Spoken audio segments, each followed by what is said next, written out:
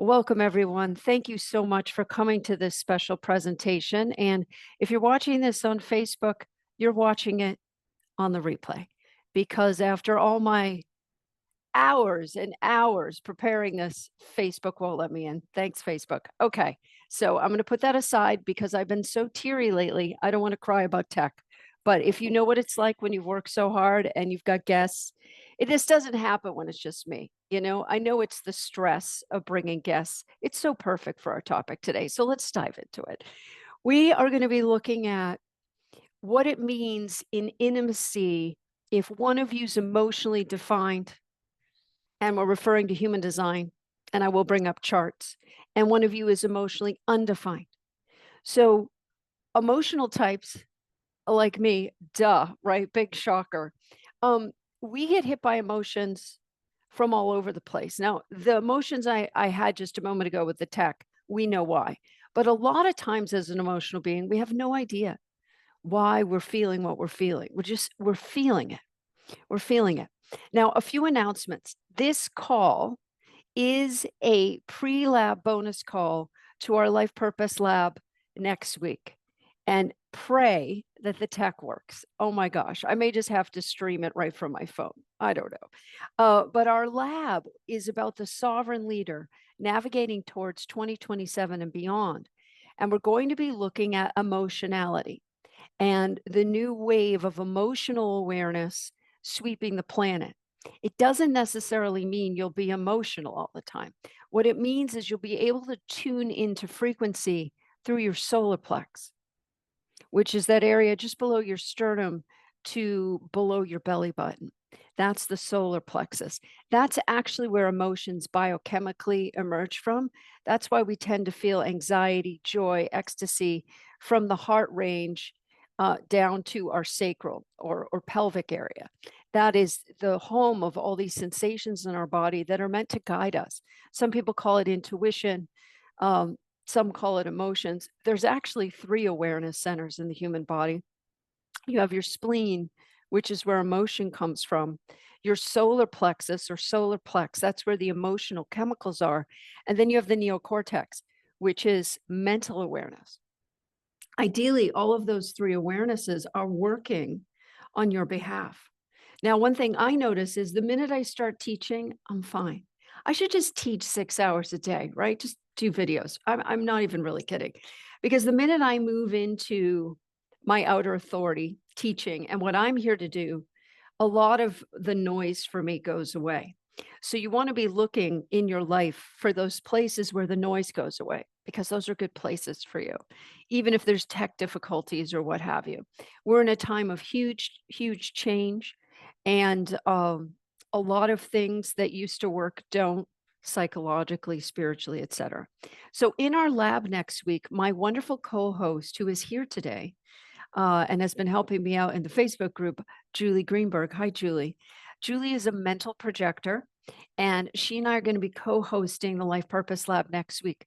After today's session, this replay will go out with a registration link for the lab. And if you happen to be here on behalf of our guests, Marcy and Brad Olson, please send an email in to support@yourpurpose.com and let us know that you came here from them, because we do like to give credit where credit is due. When people join our community, it's lovely to know where people came from. So if you found your way here today, there'll be plenty of time after the call where you can let our offices know at support@yourpurpose.com. All right. So bottom line, lab starts next week. It's Monday, Tuesday, Wednesday from 4 p.m. to 6 p.m. Central, which would be 2 p.m. Pacific, 3 p.m. Mountain, or 5 p.m. Eastern Time US. And there's 3 2-hour sessions. If you can't come live, of course, they're all recorded. I'm like, am I recording? Yes. But we don't guarantee the recording. We can't, with the recordings generally, they come through for us. So all 3 sessions will be recorded. And then there's actually going to be a gathering on the 22nd of September. Don't worry, you'll get this all in an email and it will be posted this week in the Facebook group of myself, Julie, and our guest today, Marcy and Brad Olson. Okay, so this call is really a lead up to prep you for this concept of emotionality. Now, there's many details to it, and a lot of it I won't be getting into today. There simply isn't time. But we are going to cover it on the lab. Julie and I are going to be diving deep into what is the solar plex, what chemical waves move through there, what emotions are yours, and what emotions belong to the tribe, and what emotions belong to the collective. Now, the collective is basically the universe. Humanity is in the collective, but humanity isn't the collective. We call it the collective. So there's the collective of humanity, and then there's the collective of the universe. If you think about life right here on Earth, the collective includes everything. All right, one other thing I really want you to take in. Mother Earth is going through a vast change. And what I want you to recognize is that Mother Earth is old. She's old. She's a grandma like me. And grandma's letting a lot of stuff go. And that affects us as humans on a very personal level. A lot of people are leaving the planet. There's been a lot of environmental devastation, right? You're watching certain forces go for grabs. You know, they're trying to grab all they can, like that song from Depeche Mode, the grabbing hands, grab all they can, right? That's what's happening. It's a material world, right? So I want you to understand when you take a step back and you look at the earth as an organism much bigger than you, with a much vaster intelligence that is a unified field, she's wiping the deck. None of us knows who will make it and who won't. We never know. But more and more and more, we're learning to live in uncertainty. And I would say that your ability to flow with change and be adaptable is the very best resource you have right now. I'm shocked to be sitting here. And here I sit. I guess Mother Nature wanted me to stick around. Now I have a different kind of paranoia. Like, oh, now I'm living.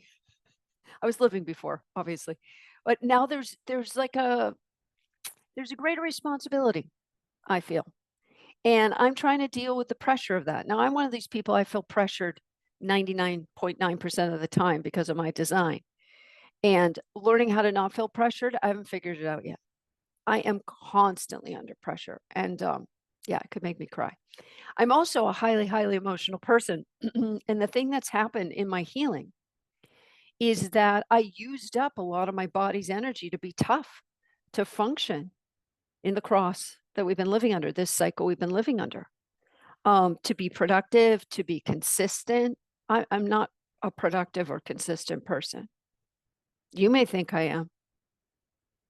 I'm not. I'm not. I try to do what I'm designed to do.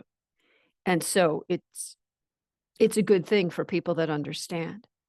But we are each designed the way we're designed. And you are under enormous pressure right now to figure it out and conform. And what I would say to you is let it all go. Be true to yourself. Really follow the thread of what you're here for. Okay.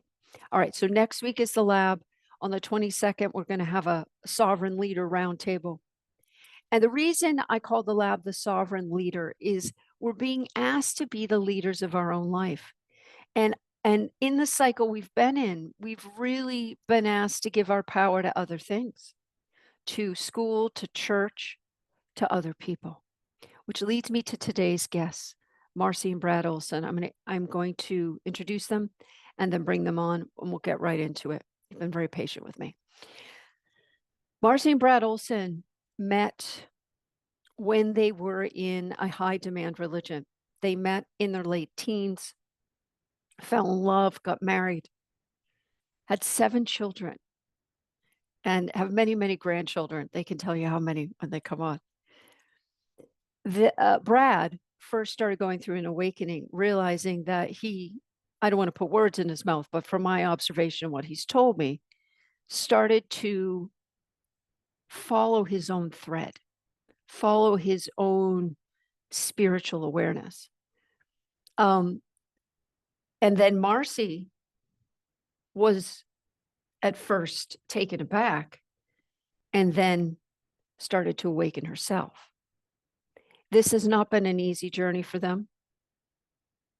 I don't know that being in the 3D is easy for anyone because of the conditioning that is really there to ironically provide safety and security. I mean, that's where it comes from. Our fears are what generate this desire to lock things down. They were in a society that had rules, that had tried to lock things down. And as they moved away, of course, you can imagine there was fallout, both for them on an individual level, between each other, with their children, with their grandchildren, with the organization itself. And they survived it.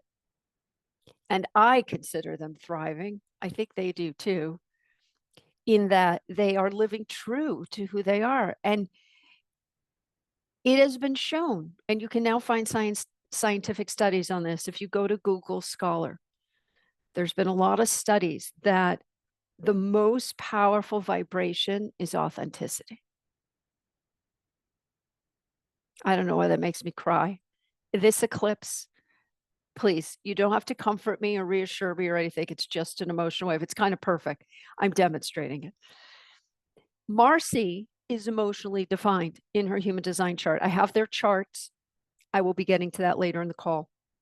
And Brad is not emotionally defined. It doesn't mean that Brad doesn't feel. He just isn't likely to get mowed down by emotions. When you are an emotional type like myself or Marcy, it is very difficult for us to follow a to-do list, be productive, show up to a job every day and put a smile on our face. That's not what we're here for.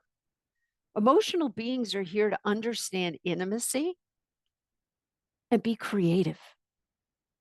So if you're an emotional being, you're here to understand intimacy and be creative. Doesn't mean if you're not emotionally defined, you can't do that. A lot of the greatest actors and singers are not emotionally defined because they can channel emotion. So there's not a hard rule on how you'll express. So but Marcy and Brad and I have been talking about this, and I thought this is such a perfect way to kick off the inspiration for next week's training. For you to meet a couple that has been together since their late teens, through thick and through thin. They deeply love one another and they deeply respect each other. Now, before I bring them on, I want to share an idea with you my sister shared with me that to me is so simple and so profound. I really want you to hear this because I agree with her. And it's this: I don't need you to approve of me.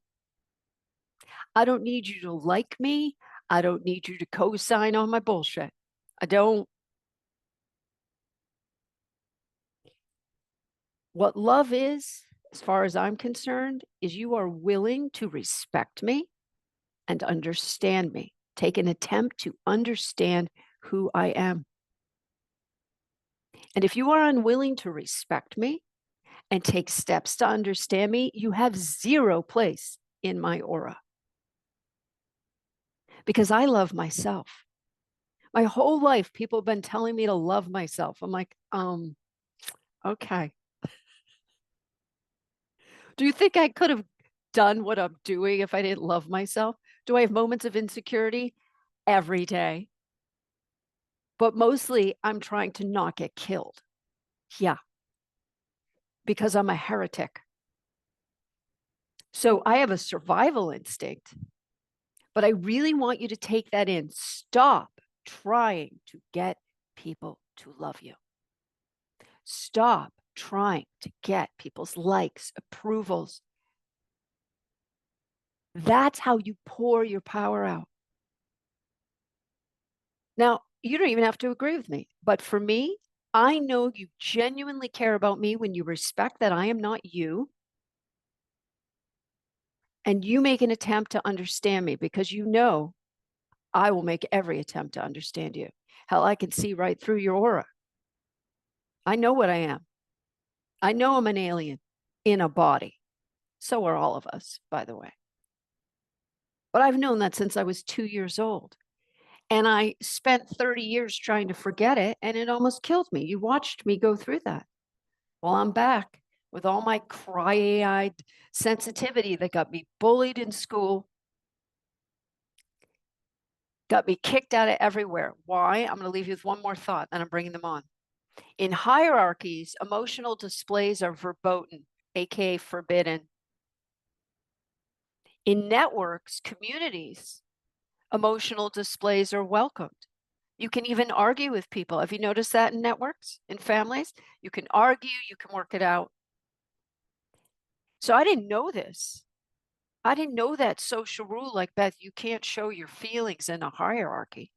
But now that I understand that, it explains every place I ever got made fun of, kicked out of, all the places that were hierarchy, like school, public school.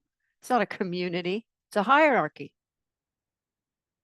I've gotten yelled at as a patient in the hospital asking for medication. I've had witnesses. You know me, the general, I had the whole hospital staff in there asking me what we should do. I kid you not. I have witnesses. You cannot make this shit up.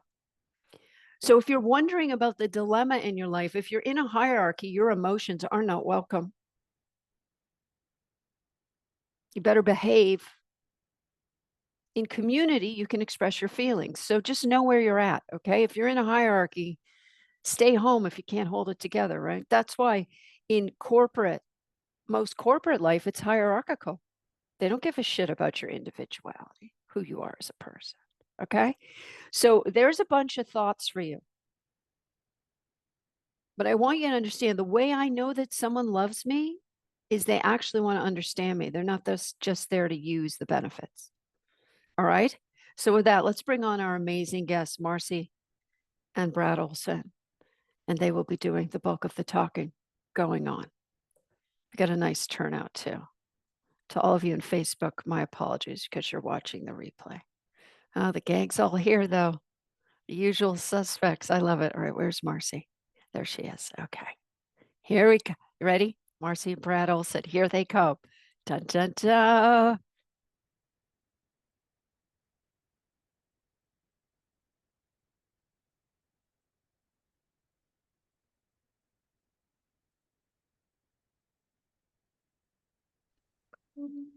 Hi. Hello. Oh, I love how it set this up for us. So we're stacked. Oh, this is so good. You probably did something on your end with your magic. Wow, you two look shiny today. Hi. Hi. Hi, Marcy. Hi, Brad. Hello. Hi. So, any thoughts about what I just shared before we dive into your relationship? Well, on the note of eclipse and all that stuff, it is quite emotional to hear someone else share our story. So I got my tissue already. Here we go. But yeah, it's just an honor to be here. And we thank you for seeing us because we're an anomaly. It's quite unique, what we've been through together. And we're actually at a point now where we feel comfortable sharing our experience because we've done enough of the work. We're not down in the muck anymore trying to dig ourselves out. So we're at a point now we kind of feel like we're up on the banks and can kind of, or just downstream further to help others. And also in a place where we really feel like we continue to just learn so much. So, why don't we jump into the middle of the stream? Brad, tell us, if you would, that moment when you realized you wanted to go another way. I don't want to give words to what happened to you, but you were a leader in a high demand religion, and then something happened where you decided to change. Yeah, and it's interesting because we kind of have opposite. I'll let Marcy speak about her change, but mine was not a moment. It was a lot of moments that just built up over time.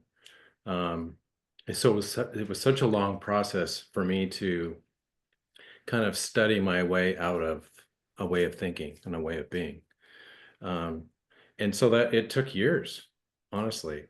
In contrast, Marcy's was Very quick. That gate 51.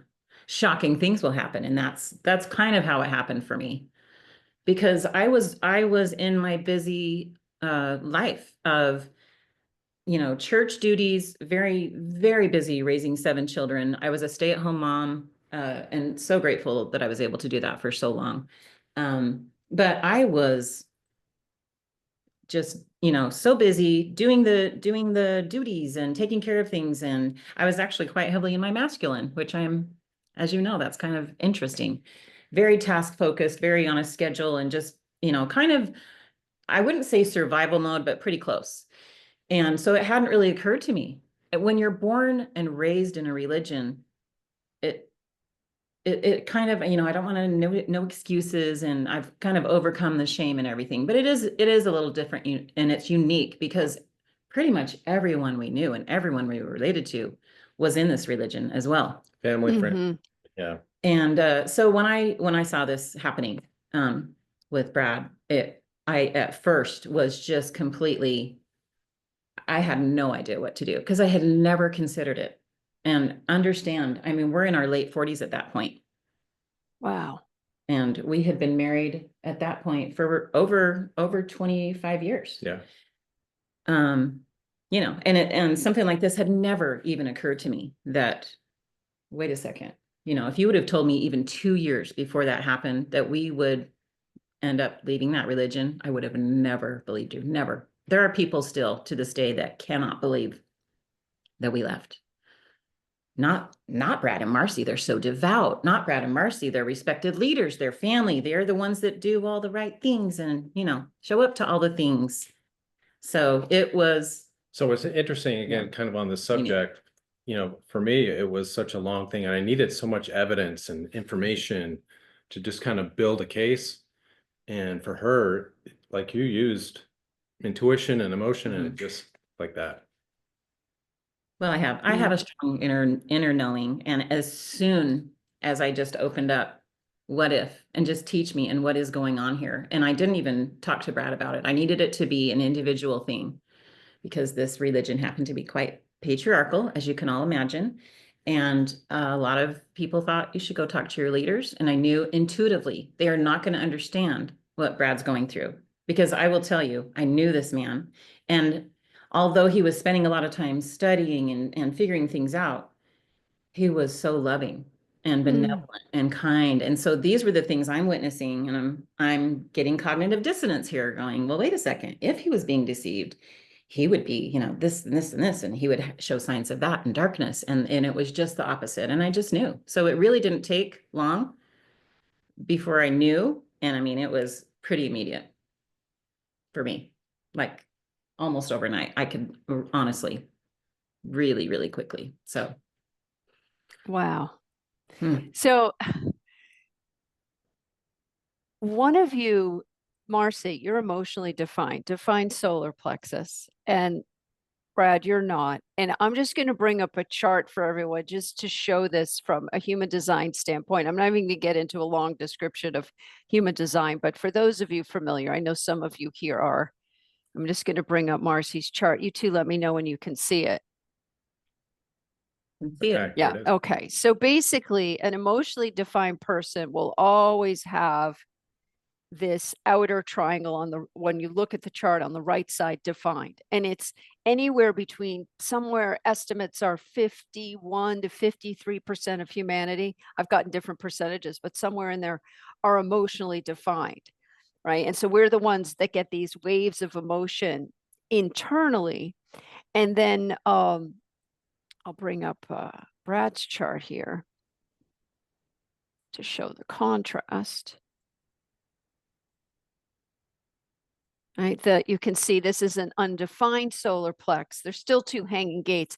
And if there's no gate definition, there's 7 gates off the solar plex that could potentially be colored in. So colored in means defined.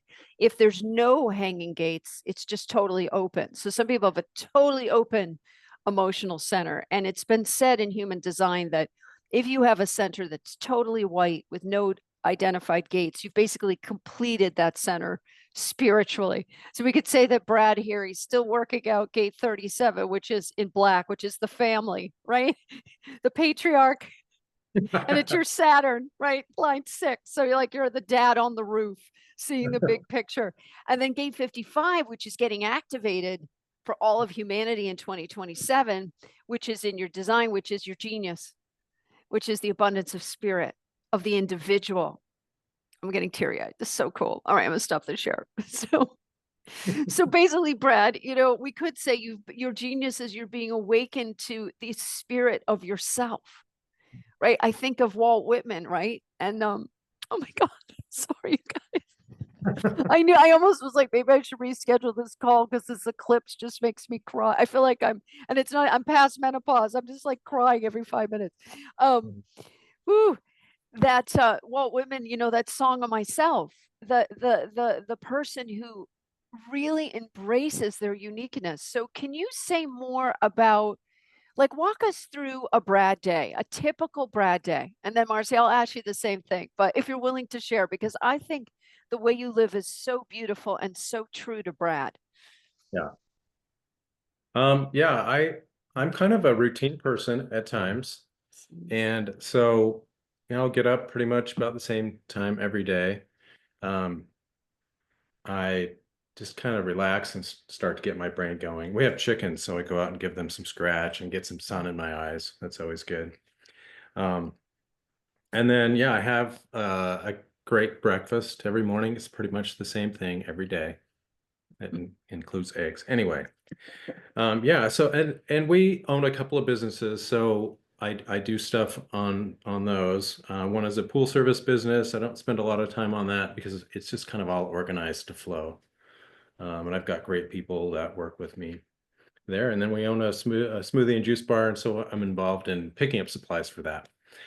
I love to cook, so about 3 o'clock every day, my dinner brain comes on, and it's like, what are we having? And so I'm actually not a planner there. I'm in a moment, that person there, and so I'll go pick up whatever comes to my mind and make dinner. And then to cap off the day, it's a hot tub meditation that puts me into the universe. Wow, what a beautiful, smooth existence. Oh, that must be nice. I have to say this, my daughter kind of woke me up to part of this a few years ago. I was talking about how I was feeling or something, and she said to me, "So you wake up and feel the same every day?" And I was like, "Yeah, it doesn't." And it hit me like, "Wait, everyone doesn't do that?" Because she is also emotional. And that, like, just that question hit me so hard, like, oh, yeah, that makes sense. Mm, Feel that, but I can see that other people do. yeah, beautiful insight. How about you, Marcy? Like, what do you notice when you wake up in the morning? Maybe just start there. Oh, I wake up in the morning. Typically now it's not as bad as it used to be, but it was always anxious.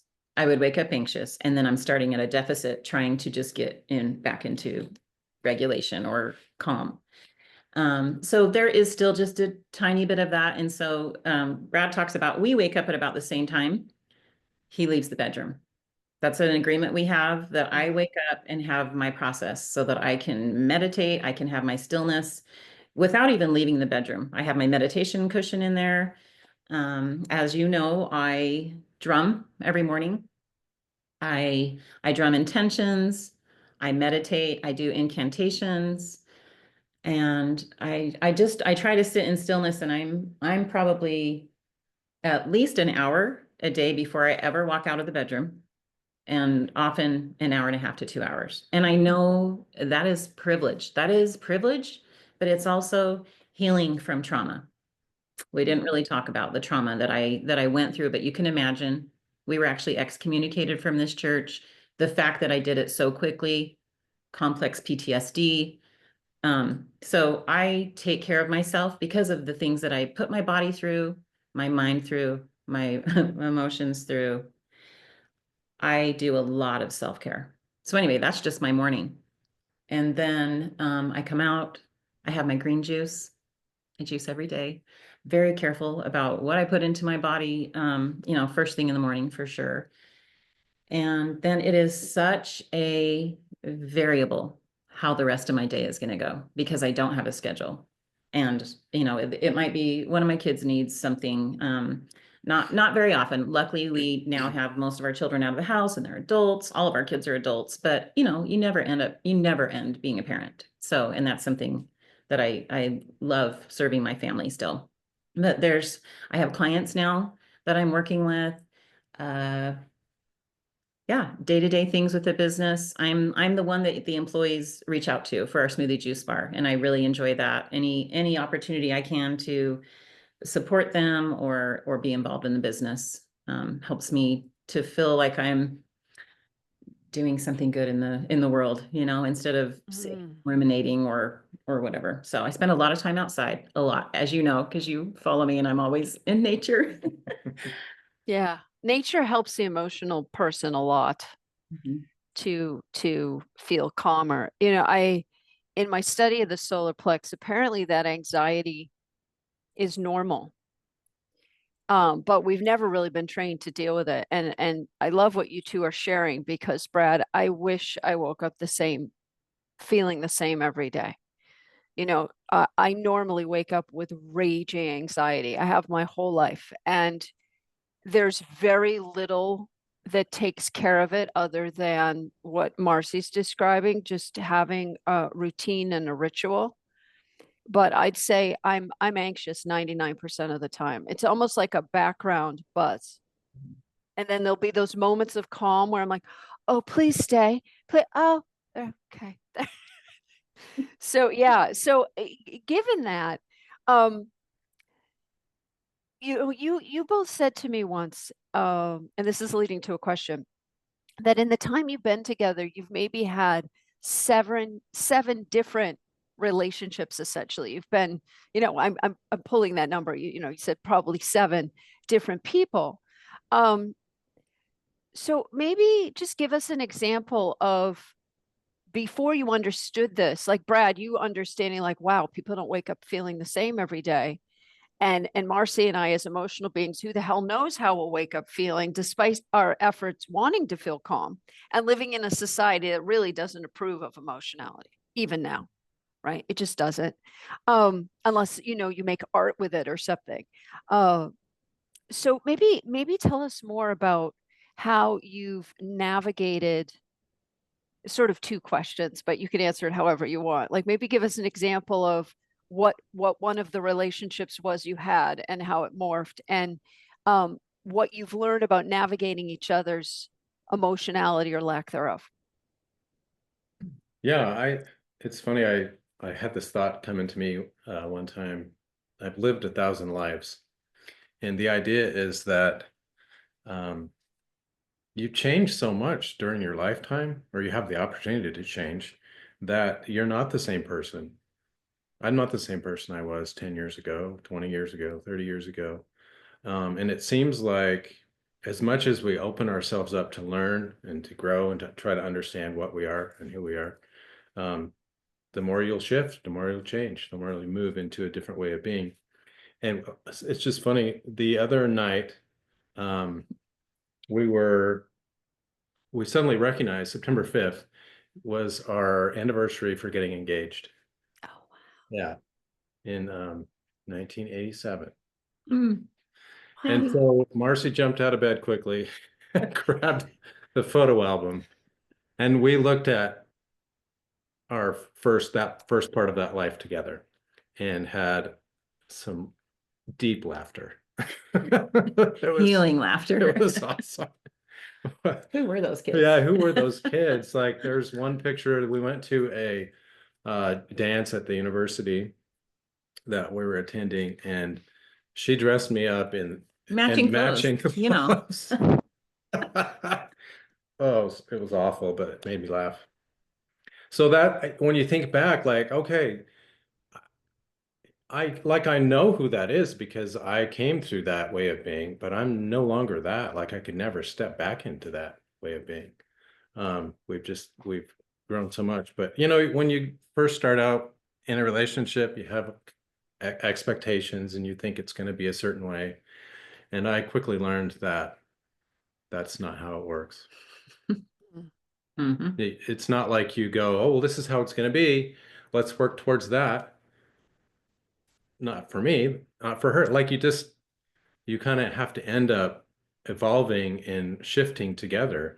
And there's been times like we just showed in this example where I went in this direction Mhm. and, you know, is she going to adapt and move with me, or how are we going to just flow this together so that we kind of maintain the relationship because we deeply love each other. Mm. And I think a lot of that, like you mentioned, comes from a love of your own self. I just want to mention that we're not together because we believe in the institution of marriage. We are together because we have done a lot of work. We have both evolved, and it's been, I don't like using up and down, but it's like if we hadn't each individually done our work, there's no way we would be this aligned right now. So that is a big message I want people to understand. Well, they're just together because it works better to stay together. And absolutely, I'm telling you right now, if we hadn't done the work, if we hadn't gone through deep pain, lost so many relationships, good friends, Brad's best friend from high school and through most of his young adult years has zero, like we have no contact with him.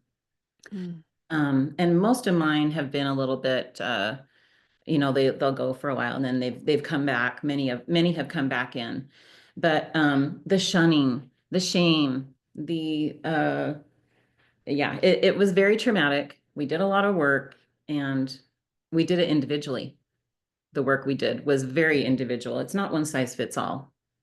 So, I'm glad you mentioned that because I realized something recently. I'm so glad you brought this up. In that some people dump relationships because of their beliefs. And some oh, people choose relationships over beliefs. And I realize I choose love over belief, but yeah. not everyone does. No, not everyone does. I'm working with a lot of people in separation, divorce, because the spouse, and well, let's just be honest, because the men stayed in the religion that's very much serving the patriarchy. And the women have left, and now they are being, they're being thrown to the dogs because how could you? How could you? How could you? And that was my story. Although we both left, but how could I do that to my children? We had Mm. children still in. We still have children still in the faith. So, Brad, what do you think? I mean, I know you can only speak for yourself. You can't speak for all men, but as yourself, as a male, identifying as a male being, it does seem to be epidemic in the West, and particularly in organized religion, that people are very addicted to their rigid thought forms because in a way, it makes life simpler. Like you don't have to think about stuff. You just follow the rules, you get in line, it's all handled. And then you don't have to feel the anxiety of waking up every morning in the unknown, in the book of changes, which is reality, which is that it's changing all the time and there isn't a set way. So what is just your theory? Because you were high up in that church, a respected leader. You are still a respected leader, as you're an excellent leader. Uh, why do you think so many men in the West are just clinging to these dead, outmoded beliefs at the expense of their women, their children?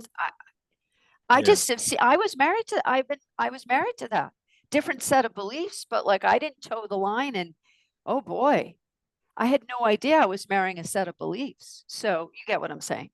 I'd be Yeah. interested in your response to that. I thought about this a lot, and I could probably go on for a long time about it. But um, when I left religion, I left spirituality because I couldn't trust that part of myself for a while.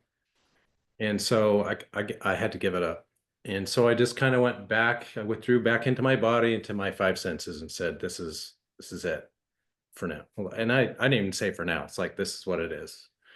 I then had a bit of an awakening that was surprising to me. It was a hot tub moment.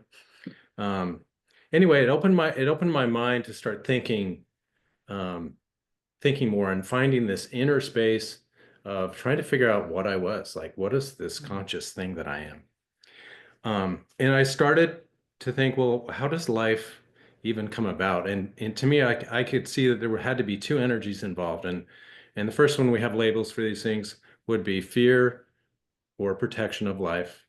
And then the second one would be love or expansion of life, right? That's evolution. Keep that life alive and make it bigger and better and it was.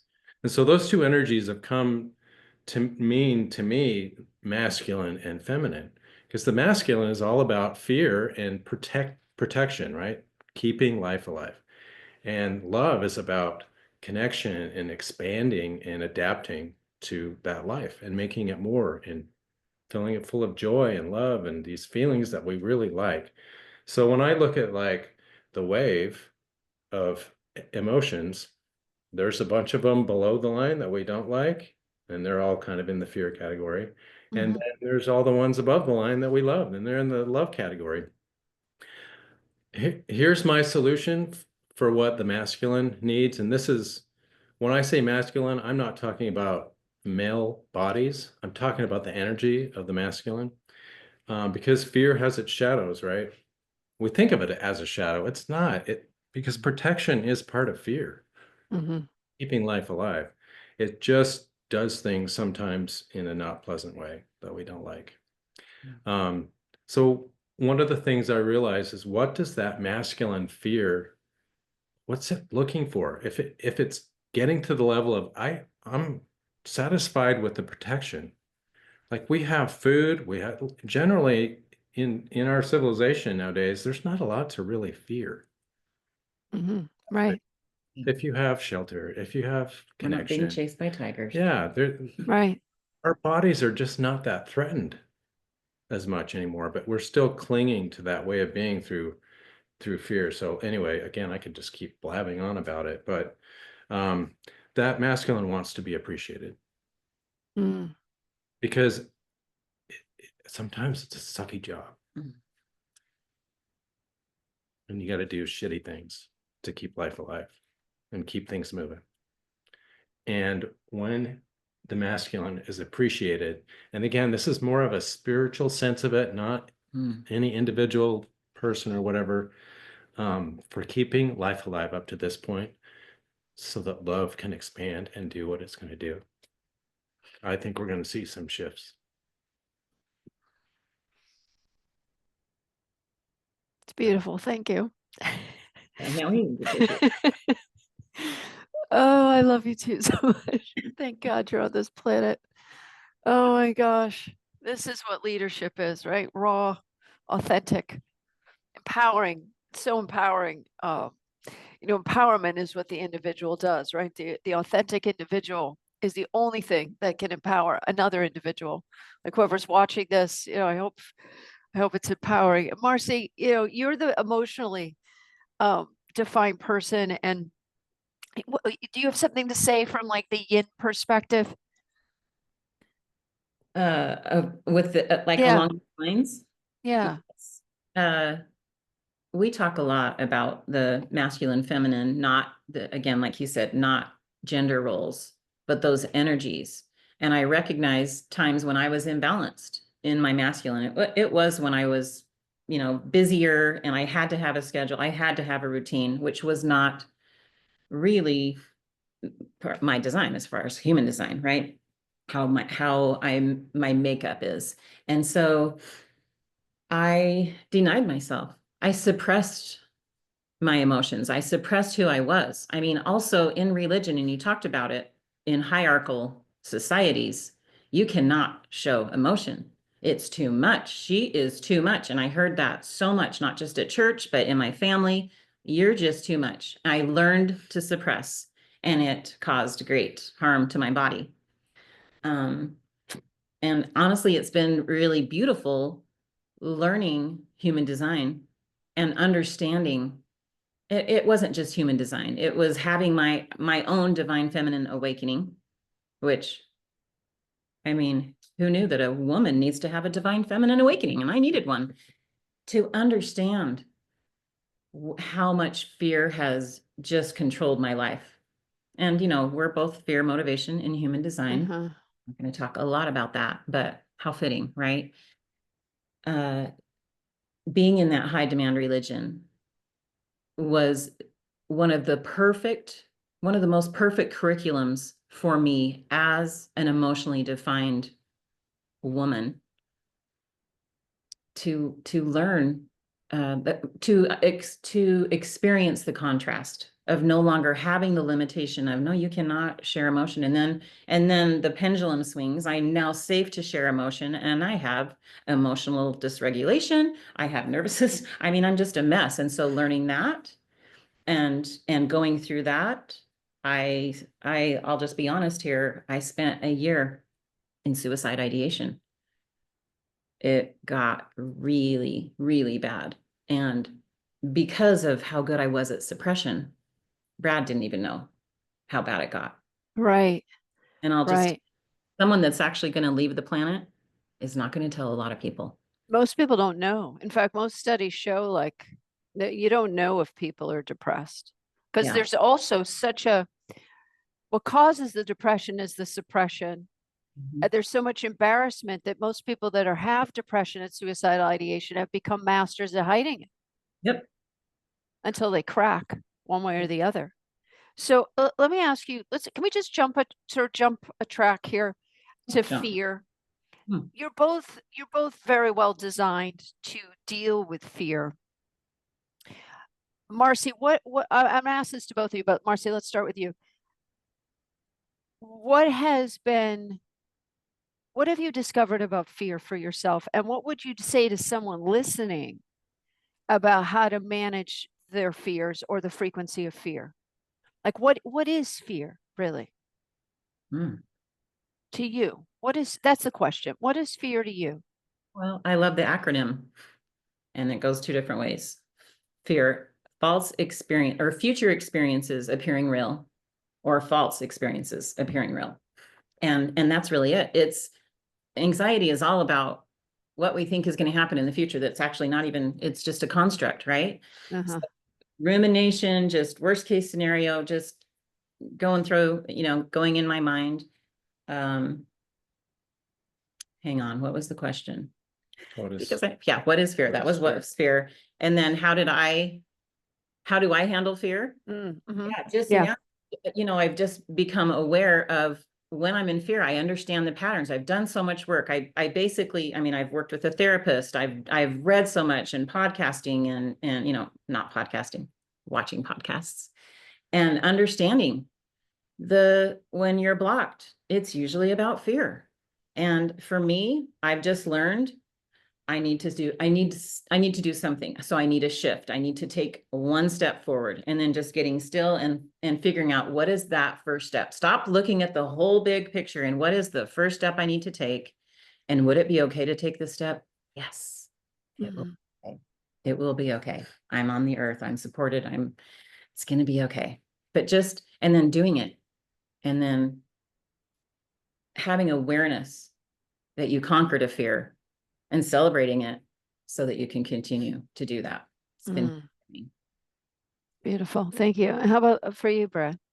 Yeah. So for me, as I've thought about what fear is, again, kind of in that light of the masculine energy of the protection of life, for me, you can take the thread of fear all the way back to the fear of death. Because our fears around being rejected in society or family and friends, evolutionarily is about being kicked out of the tribe, and you don't survive. You're out of the tribe, right? And that's built into our biology. We want to be accepted because we want to keep this life alive. And so for me, that's kind of where that fear comes from. And a lot of times if I am feeling anxious or afraid, which doesn't happen very often, I'll ask myself questions like, Am I alive right now? Am I being threatened? Do I have food? Mm, Entry? Do I have someone I can right. talk to? Shelter? And then just kind of breathe into those thoughts and pull that awareness into my mind. And it's like, yeah, maybe that fear is irrational at the moment. Maybe there's something else going on. And I wanted to say that um, our emotions carry so much information. And I'll just give you a quick example. When I get into my truck and drive down the freeway, there's another way of being that comes into me as a driver in this collective experience we call a freeway. And I started thinking about it, say, why do I get so like, I'm just like yelling at people because they're on their phones or they're like cut in front of me, not paying attention, and I'm so wound up. And Uh, I'm usually not like that, right? I was thinking about it today in light of this conversation. It's because I don't want to die on the freeway. right. It's like I said, Yep. it's a collective experience, and each one of us is responsible on the freeway. Yep. Pay attention. And Right. that's where I get a little wild up because you're messing with my life when you're on that phone. That's right. Okay, yeah. Oh, that makes sense. Okay, this is why I become a different person because driving is kind of dangerous at times. Oh, yeah. Anyway, so just like think of that information that came into me. Like, this is why I'm feeling this way because there's some fear around me losing my life on the road. That's good for me to know. It's good for me to understand where that emotion is stemming from. That's amazing. And I would agree with that. And also, you being undefined emotionally, when you're in traffic, your body's actually picking up the waves of all the dysregulated people driving around you. So it's like a both and. They are messing with your safety, but they're also messing with your solar plex. You know, I mean, my friends sort of describe me as like pretty chill, at least they did for years and until I got sick and then like it all came out. But for the most part, pretty chill. But you get in a car with me and oh my, like I could have been a race car driver. I'm a good driver. And same thing, like people are, distracted on their phones, just and it brings up that survival instinct. And I've shouted a few times and the people couldn't hear me, but the passenger just started laughing, like, who the hell are you? And I'm like, a defensive driver. But yeah, that's a great example. So I have a question for you both. And answer this however you like. So you're in this, I see the love between you two. It's palpable. I feel it. I feel how much you love yourselves and you respect each other's differences and you respect the love you have and you don't take it for granted. That's what I see. Can you talk about the relationship you had, like the last incarnation before this one? Like it may not be that clear cut, but you've talked about how you've been different people, and that you've kind of, you keep transforming. So just any example of where maybe you were one way together, especially around emotionality, since that's what we're discussing, and how you've shifted, because we sort of touched on this in our private conversations, right? But Brad, how maybe you've come to respect Marcy's emotionality, and Marcy, you've come to respect Brad's emotional lack of definition, right?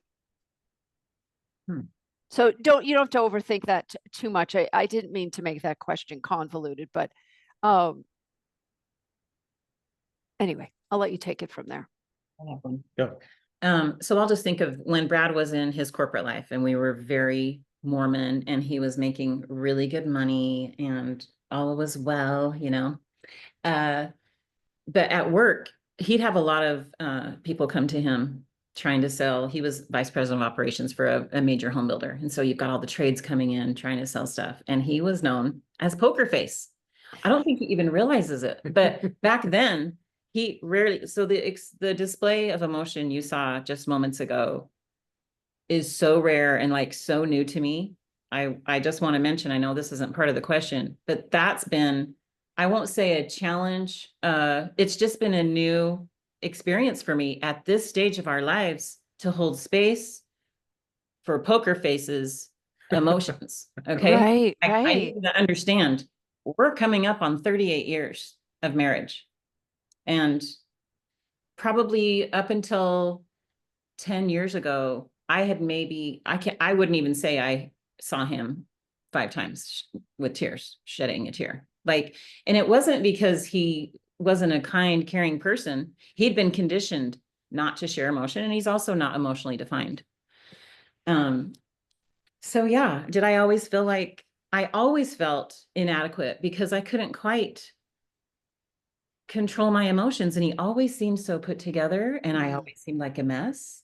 But I was always the one that also brought the party.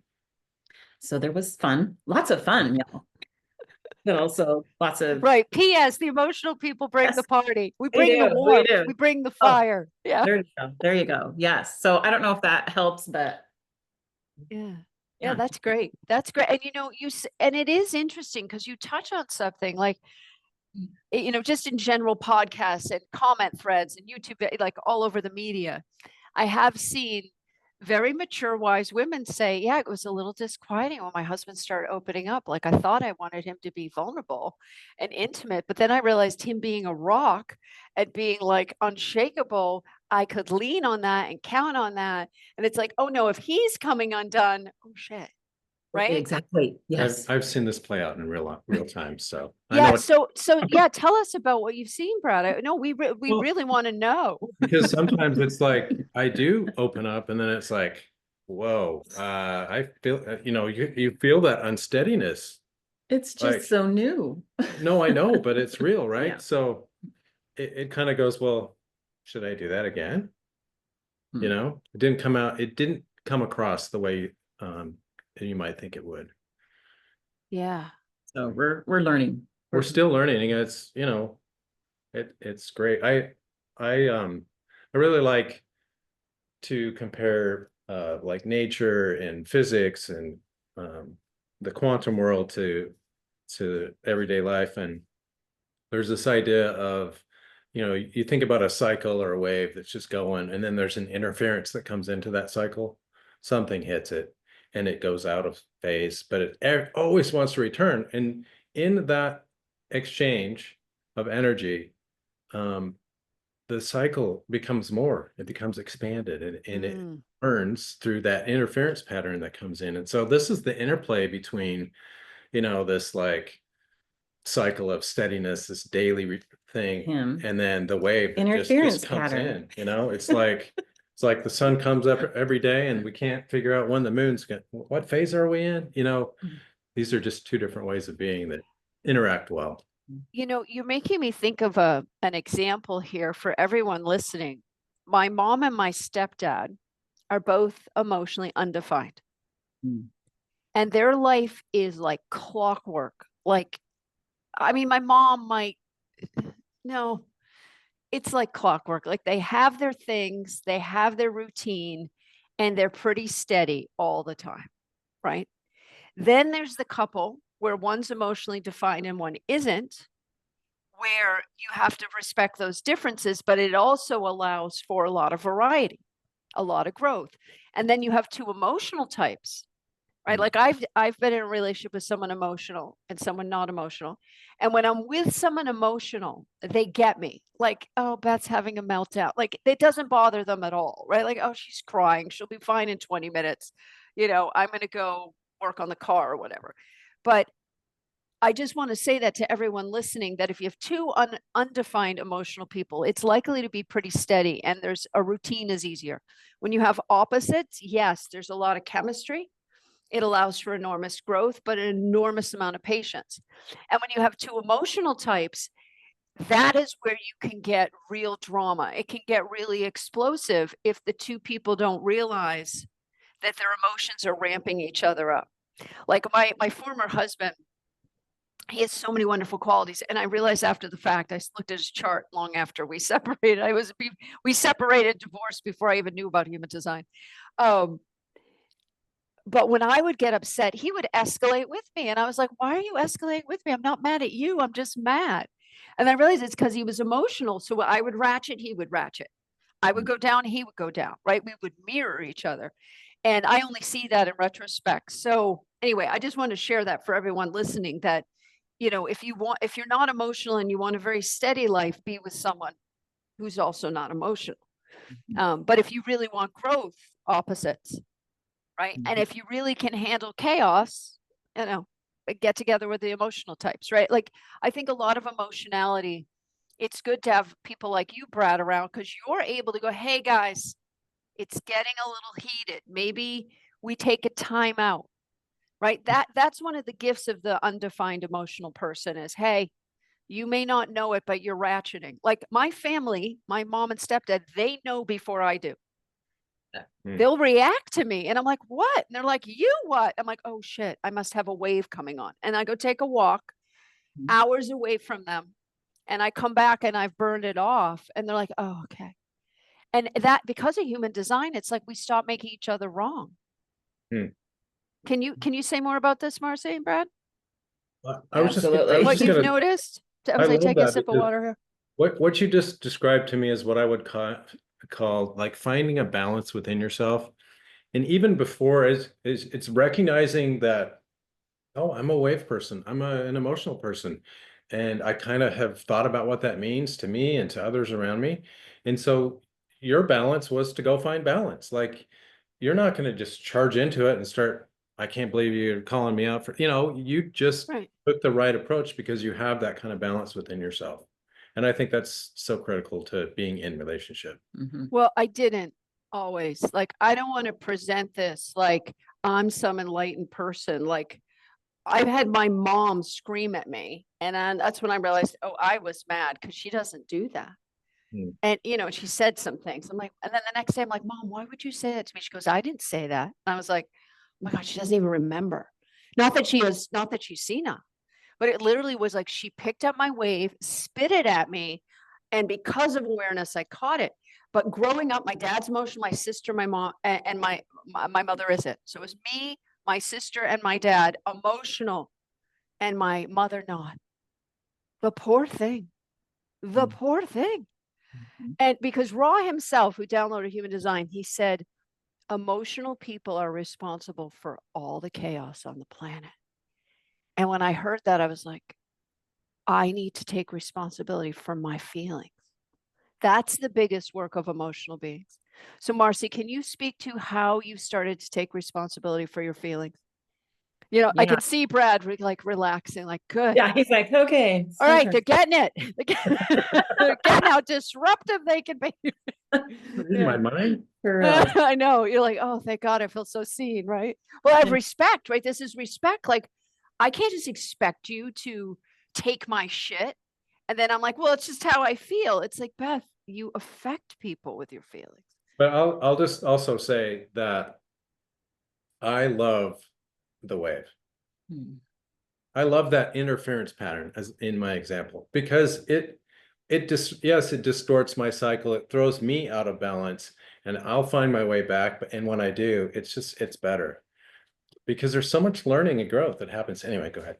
Yeah. Thank you. Yeah. Yes. Had so many thoughts and now I'm going to get back to it because, Oh, no, I was saying about taking responsibility for feelings. Yes. So I'll just say it just came with awareness and waking up to who I was. It took me leaving religion to find out who I was, what I'm made of, what do I want. These are things I had not ever considered before then. So then it's, again, reading, learning, understanding the tools, going to therapy.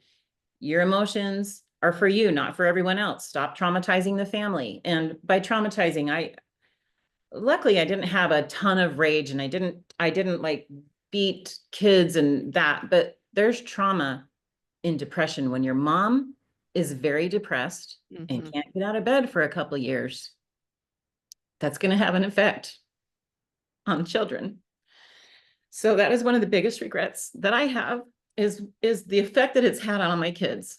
And I can't take that back, but I can take responsibility now and tell them I'm so sorry, that I take responsibility for any trauma, and can we talk about it, and can I help you find a therapist? And most of our kids are in therapy or have been in therapy to work on these things. But really being able to take responsibility, learning the tools, the methods that help you get back. I mean, this isn't something we're going to cure. not going to cure my emotionality. I'm not going to stop having waves, but I will tell you, they're not so up and down as they used to be. They're not as, I don't have the manic, but I do believe at one point, and I don't want to make light of this at all, but I do believe that when I was in suicide ideation, I would have been diagnosed with bipolar disorder. Because of how manic Oh, yeah. for sure. And not everybody can heal from, some traumas are just, I'm not trying to minimize, because I know there are people that deal with, they're in relationship with people with that diagnosis, and it's harrowing. But taking responsibility, understanding the role that those emotions play. I'm actually grateful for the curriculum of my emotions. I have learned so much by riding the wave. I have learned so much through your teaching, Beth. And it's why I chose you, Emotional Authority in 5-1. I knew you were the coach for me, but understanding it released so much shame. Like, it was so healing, just understanding that one piece right there, that I'm emotionally defined and he isn't. I didn't feel like a psychotic mess anymore. I didn't feel like I was going to be institutionalized. It really validated and helped me then put, okay, now I can get to work and be intentional and show up, take responsibility, and be in a relationship with basically perfect. No, he's not perfect, but yeah, Well, as you can imagine. it's Well, like, he's more socially acceptable. There you go. You There know, you like go. he's got the goods for, like, being calm and being on a routine. And, we've lived in a cycle that celebrated that. So, we all are given advantages and disadvantages given the time that we live in. What were we going to say, Brad? I'm going to say that it's also helped me. I've become a student of Marcy's human design. And she's taught me a lot that's helped me kind of take on a conscious role of how can I be with a wave in a better way? And how can I hold it? If that is what is needed, or stand back from it and just watch it. It just helped me to that awareness to consciously take a different role. And I would just want to state one of the main reasons that we are doing this interview, and that I let Beth say in her title, she's so emotional and he isn't, because she loves Well, yeah, I me. wanted people to open the email, and they did. Exactly. That's good stuff. Some clickbait, but it's true. It's true. But it's also because we want people to understand what's possible when you work together, when you communicate, because it is so beautiful how he holds space for my wave. We talk about it all the time. We actually got it from your podcast with, I can't remember, but one of your earlier podcasts, talking about how the masculine is the riverbank Mm-hmm. and the feminine is the river. And yes, we're not talking about gender roles, but I am more feminine in my design and he's more masculine. And the way he can hold space for me to just flow is absolutely beautiful and, like, worth working for, worth working towards. So Oh, awesome. so beautiful. Thank you. And you gave me a little insight about a friend of mine. She's emotionally defined, and she started opening up to me. And we've been friends a really long time. And I thought, oh, I can be open with her about my feelings. Nope. No, she was like, you're crazy. And I'm like, I am. Like, you've been acting like 10 times this. Do you know? And I realized she wasn't ready to go there. It's okay. She wasn't ready to really embrace it, because I do want to say this with a caveat as well. If people need medication, they need therapy, whatever they need, whatever the individual needs to feel okay is their choice. And I hold this vision. I don't know if I'll see it in my lifetime, that humanity really learns how emotions operate so we can stop pathologizing them, and that Yes. people can really be able to take responsibility for them, because I have huge waves. And those huge waves are how I have my breakthroughs. And people are like, how did you figure this out? I'm like, you don't want to know, because you wouldn't last a day fucking feeling what I have to feel every day to know these things. You don't want to know. And I don't say that even, well, that's a little badge of honor, but once I started embracing, like you said, Marcy, the big waves, I'm able to hold them, even though they're really uncomfortable sometimes, and just be with them. And I've noticed I used to use call up friends. I've tried not to do this. I've even apologized to friends. I was using them to co-regulate, using a boyfriend or spouse to co-regulate, try to get my therapist to co-regulate. Drugs absolutely didn't work for me. No drugs worked for me. So I couldn't drink it away. I couldn't drug it away. I can dance it. I can dance it, and I can create. I can drum, I can dance. And so there are ways, right? Like I have to have a moving meditation. You're very still, right? You meditate. So I think there's going to be a shift, a sea change in psychology on the planet when we realize that psyche is the mind. But most of what's ailing people is an inability to have acceptance and skills, not just for regulating your emotions, but seeing the beauty in them. Right? Like they're not something to fix. All right. So shall we, oh, people are holding the vision. Yeah. So we had a huge turnout for this today. Okay. Do you want to take some questions? Sure. Yeah. Okay. So if you have a question, everyone go ahead and raise your hand using the button at the bottom of the screen. And I can just unmute you so you can speak. If you have a question for Marcy or Brad, or anything you want to share about what maybe you've taken away from today. Anybody? Everyone's so shy. So they're probably processing it. All right, well, we'll keep talking then. But if you do have a question, go ahead and raise your hand. It is a very intimate subject. What would you say to couples out there, and you can each answer this, who maybe want more intimacy, but have been struggling for how maybe to ask for it?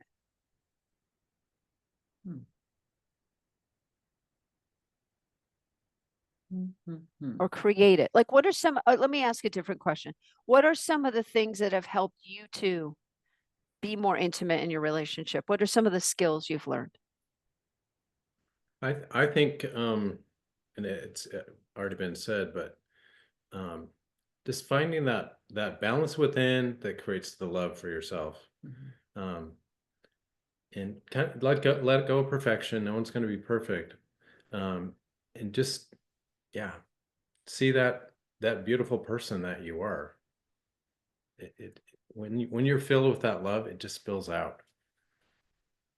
Yeah, that, and then just the tools of communication, better listening, being really, really open, and building the safe container so that you can feel safe to communicate those type of needs to your spouse, to your partner. Really important. Oh, that's beautiful. All right, we got a little comment. I'm going to go to the chat here. All right, here we go. Okay, so hey, Dory. We know Dory. Dory says, I'm in a 30-year partnership with a Brad, and I'm the Marcy. And while I've known this, today I feel so much more grateful for all the ways he's held me and still does as I've done my own work. I can't wait to both say thank you to myself in a moving meditation and to say thank you to him. Thanks, Dory. And then Denise says, Marcy and Brad, how do you together teach couples and others with your emotional combination? This is new for us. We're just starting to offer workshops, retreats, this kind of thing. Again, because we want others to have hope. It's not my motivation, but possibility is my view. And I want people to know what's possible. It's very painful to feel alone, to not have, and it doesn't take much, because there's really, we got to understand, we're in fear. What are you afraid of? Let's tackle that first. And then one of the things that we do is we have a YouTube channel called Fresh Perspectives. We share each of our perspectives so that people understand from the masculine and the feminine and from the male and the female, because they're different, what they need. Men need to understand that the female needs to feel emotionally connected to have physical intimacy, which is what they are all, what do I got to do? What do I got to do to get it? What do I got to do to get it? You need, the spouse needs to feel safe. And it can go both ways. The one that's feeling the most vulnerable needs to feel safe to have that intimacy. And that's whether it's physical or emotional intimacy. So that's what we do. We model it. We talk about it. Do you want to talk about? Yeah. And I think from the, again, from the masculine perspective, being appreciated is kind of at the top of the list. So it goes in a circle, right? Helping her feel safe in her way of being. And if I can do that, that appreciation comes back and it just kind of fuels. Oh, it's beautiful. It's really, really beautiful. I am so grateful to you both. And I do feel that what the world needs now is love. It's always what the world needs. I feel that love is what makes businesses work. It's what makes families work. And seeing the two of you, it's been a revelation for me because, okay, I'm gonna try to get through this without crying, but I've always believed that a kind of relationship between a man and woman that you two have was possible. I just had never seen it ever, ever, ever, ever until I met you both. And I was like, I knew it. I knew it exists. So I know you are trailblazers. I mean, you carry both 5-1 profiles, and as the three of us are 5-1s, we know we came here to expand consciousness. We know that. We know we are here in service to others. It's just right there. It's just like more important even than our own process fuels the service. Let me put it that way. And I know for myself, when I stay in a mindset of service, life just works better, even my wave. And when I get too caught up in trying to be a person, proving myself, it doesn't work. I really believe you two are exemplifying something that needs to be celebrated because, pop stars make millions of dollars for their cool music, and athletes make these huge contracts for their physical feats. And I want to offer that it's time we start rewarding in every sort of way, with love, with celebration, with money, however we can reward you for what you two have undertaken on the soul level to have the kind of relationship you're demonstrating. Now, I know it's not perfect. I know you probably have issues, of course, but the love is so there. And you've been together 38 years. And I really believe for people that want to go, not everyone wants to go deep, but for people that want to go deep, go with a partner, right? Like not everyone does. But you're really modeling something that our planet needs. And I just hope that you get on every podcast you can, that you grow your YouTube channel, that you get this message out there. Thank you. And thank you for this opportunity. Yes, thank you. You're welcome. And as soon as it transcodes, I will be uploading it to the Facebook group. Bobby says, true partnership, bravo, role model. Thank you. Tracy says, so humble to see this beautiful, authentic presence in you both. And Shivani has a question. All right, Shivani, I'm going to unmute you. Go ahead, Shivani. What's your question? First of all, thank you. Thank you. This has just been so amazing. So I'm a non-emotional being, and my ex-husband is an emotional manifester, and I care for him deeply. And what I've noticed is that he's shutting down or pushing me away. Is there a way of, like, I don't know how to find the door. How can I open the door, or do I just have to wait?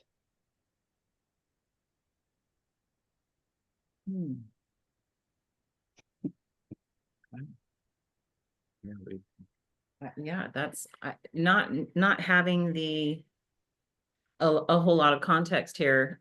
He is your ex-husband, so it sounds like you would like to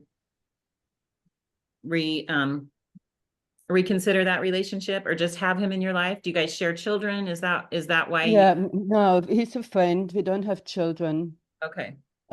He's sort of a loose. I mean, no, we acknowledge that we love each other deeply. There's no intention to go back to a relationship. We're friends.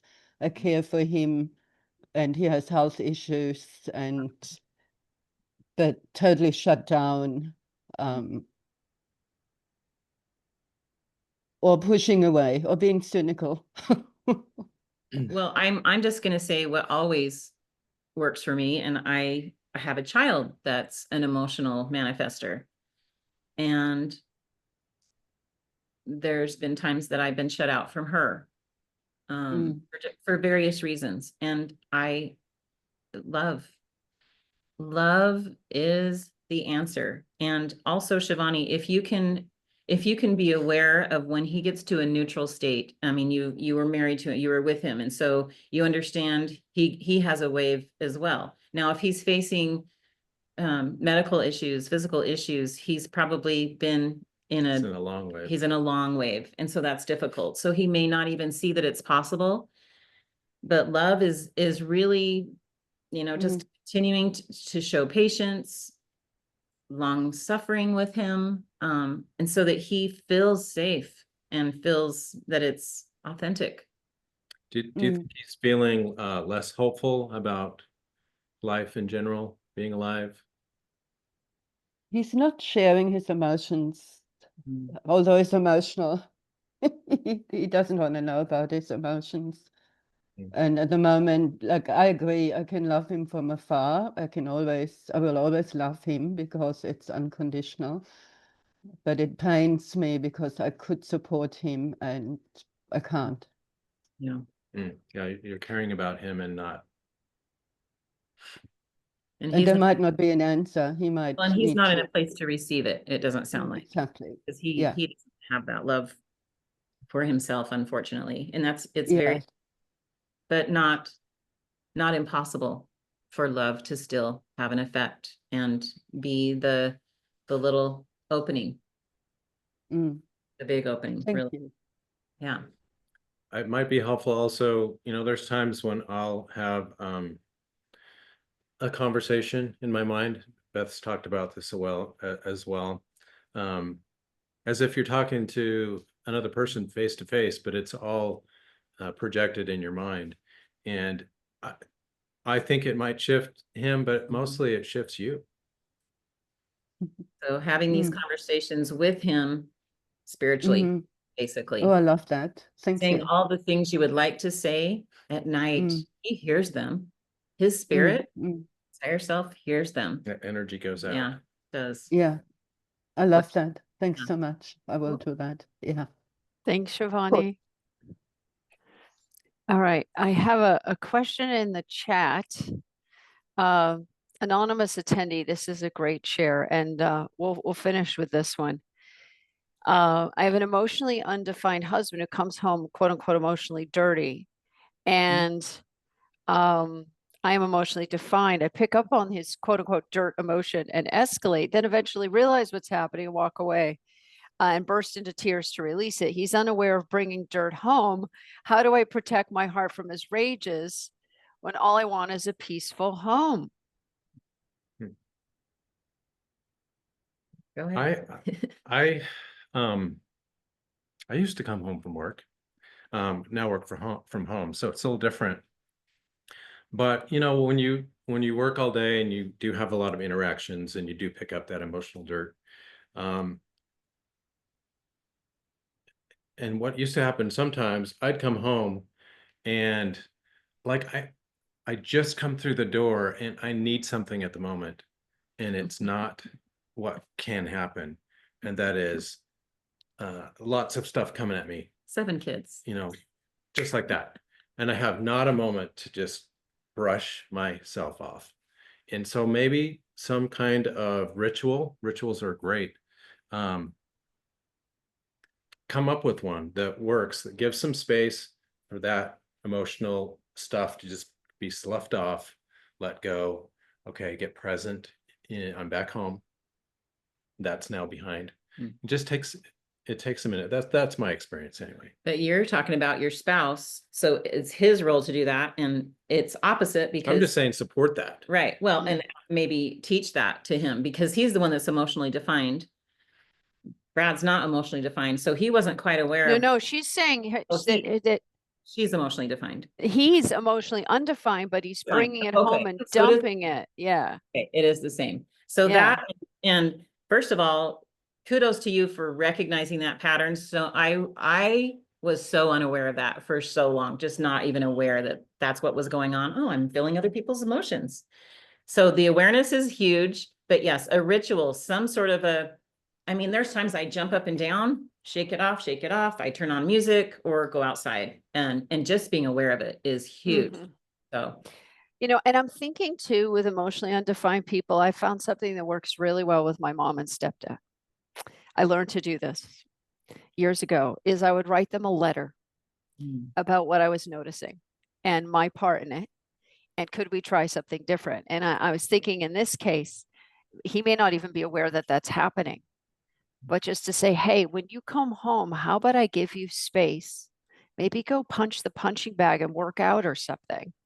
And then we can meet when you've decompressed from work, right? Like there's a ritual built in because I actually think emotional and non-emotional types, when you're changing gears, when we transition, we actually need space. And I think this is what a lot of men and women talk about when they leave the office and come home. If there's no transition time, that's when the arguments happen, right? That's when the meltdowns happen. That's when the things you say you can't take back happen. And I think we've not really been trained to bring that. I'm now changing from work mode to kid mode to solo time mode. And we actually, most of us can't just turn our ship, right? We need time. So thank you both. Anything else you want to add to that before we wrap up? I don't know. I think that's, No, yeah, good stuff. Yeah. Take responsibility, be aware. Awareness is huge. And don't have shame. Oh, please don't have shame about your emotions. Let them inform you if you are emotionally defined. Mhm. Mhm. And those that are in relationship, just, hold that wave, be the banks. Yeah. Be the banks because emotionality and non-emotionality isn't a gender thing. It isn't. It's No. an energy thing. I mean, there's plenty of emotional men who aren't good at being banks and they need people in their life who are banks. And I think what's that? Go ahead, Marcy. Go ahead. No, No, you finish. go. That's all. I just wanted to, again, possibility, right? I know there are a lot of mostly women listening to you, a lot of your clients and a lot of the people that follow you that are not in relationship. So I would encourage you to understand if you're emotionally defined, understand the sacral, the splenic, the mental project, all of the different ways of processing, of how what their authority is. And especially if you are not emotionally defined, understand what that means because you're going to be in a relationship or, and so that you can understand that right away. And it's kind of like a nice little, I don't know, it's kind of like a little tool that you can, Yeah, some sure insight. is. Thank you. Well, here's a few more comments to wrap it up. Nicole says, thank you for your transparency. Nancy says, thank you so much for sharing your beautiful presence and your incredible journey. You give hope that deep, authentic relationship is possible. Beatrice says, very much inspiring. Thank you so much. Thank you both. I love you so. We love We you. love you. I'm so grateful you exist. And I would say to you, don't worry about a thing. Just keep trusting this process, open to sharing your message as you're able. And you'll be back for our roundtable on the 22nd. Obviously, we'll probably talk before then. We're likely to talk before then. Thank you for this delicious gift. And I never remember what happens with my design. So I will go back and watch the replay and be like, wow, every time I watch it, I'll learn something new. But I'm really looking forward to being with you on the 22nd. To all of you with us, whether you're here live or watching the replay, Marcy and Brad will be back post-lab for a sovereign leadership roundtable. And I invite you, once this is uploaded to the Facebook group, if you have questions for Marcy and Brad, post them in there. They're both in the group, happy to address your questions. And check out their YouTube channel and subscribe, Fresh Perspectives. Thank you both. Thank you. Thank Bye, you. everyone. Bye-bye. Bye.